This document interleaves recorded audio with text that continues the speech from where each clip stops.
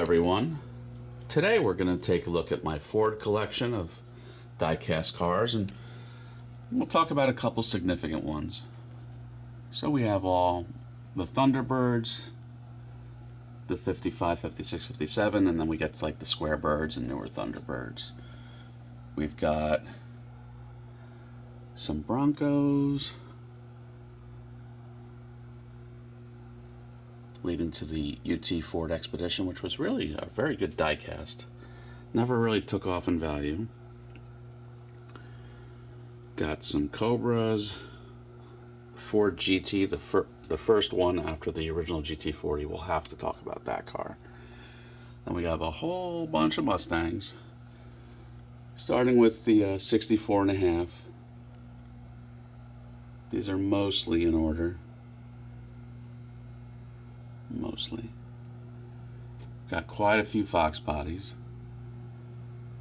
As a child of the 80s, I'm a Fox body Mustang guy.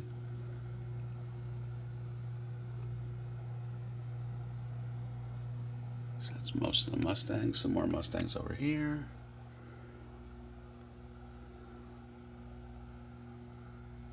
Now, a good amount of these I've already, reviewed, but we'll pick out a couple cars that are significant, that are worth talking about again. Here's some Escorts. RS200, I think that's probably worth talking about. Some Focuses, the European version of the Cougar.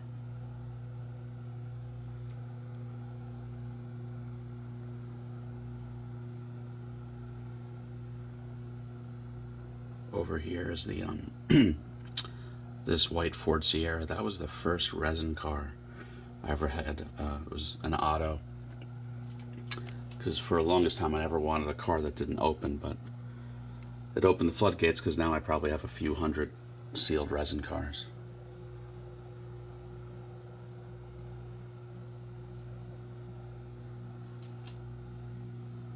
One of the older cars in my collection, Model A.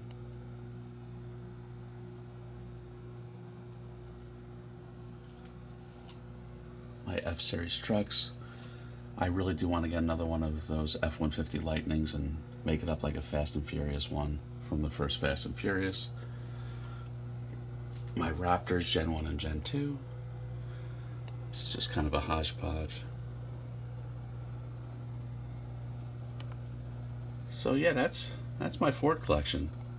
So let's take a couple cars back and talk about them. We have to talk about this Ford GT. Let's grab this. Bring the Ford GT over to the reviewing table. And we'll put this right here. There we go. And let's talk about the RS200. That's just such a cool car. I don't think I ever reviewed it. And if I have reviewed it, I'm sorry, but it's probably a really long time ago, so let's talk about it.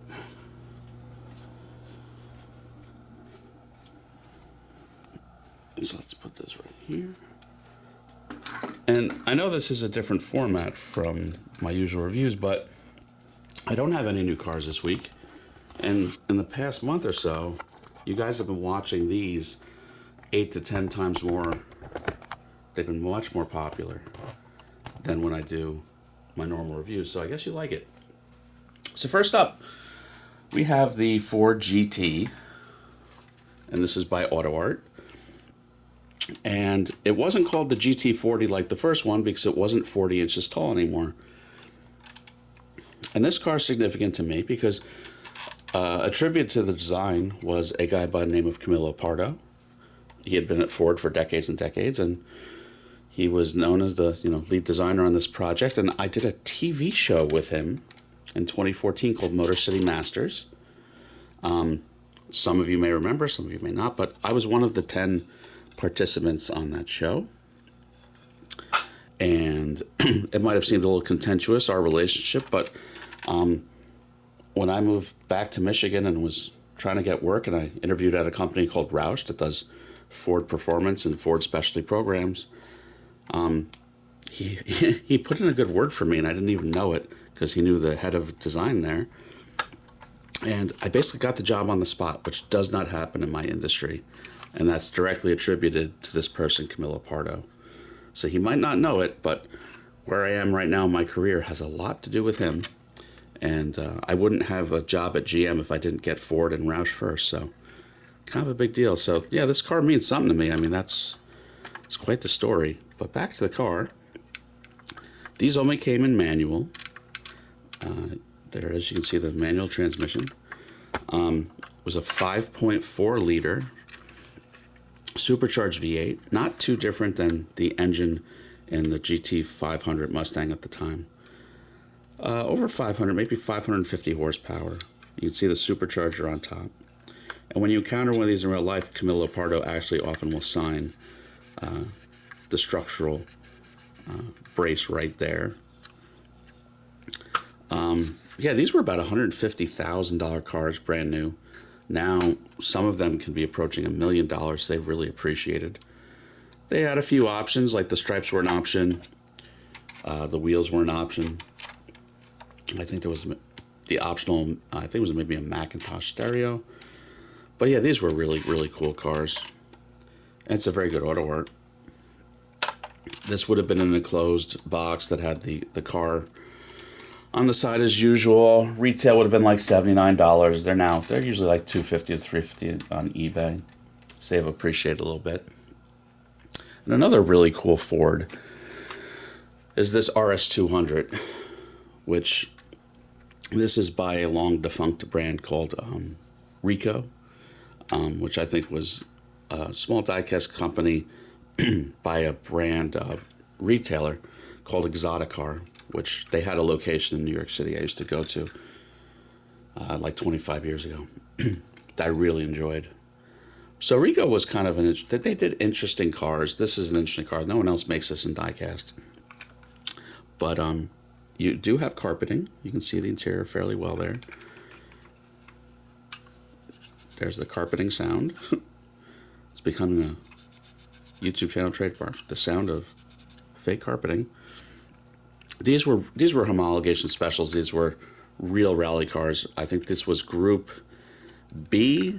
I think Group B was the one that was canceled because the cars were just getting too fast. So you have a front opening and front hinged, front clamshell.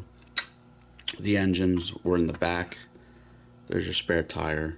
These were, I think, sub 2 liter, like 1.7 liter, probably mid to low 200s in horsepower. You have an engine cover that comes off that reveals the 4-cylinder engine, which not too much to make out.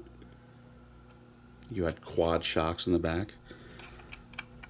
Retail on these, not too much. This probably would have been like $39 to $59 for a Rico back then. This is now a multi-$100 car, though. Again, no one else really is making them or made them. But it's the kind of car you can kind of play in like a Gran Turismo. This would have had an open window box. But yeah, another really, really cool car. So yeah, that's my Ford collection for this week. I do have a couple new cars coming in, so we'll have a new car review next week. But that's it. Everyone have a good one. Please like and subscribe.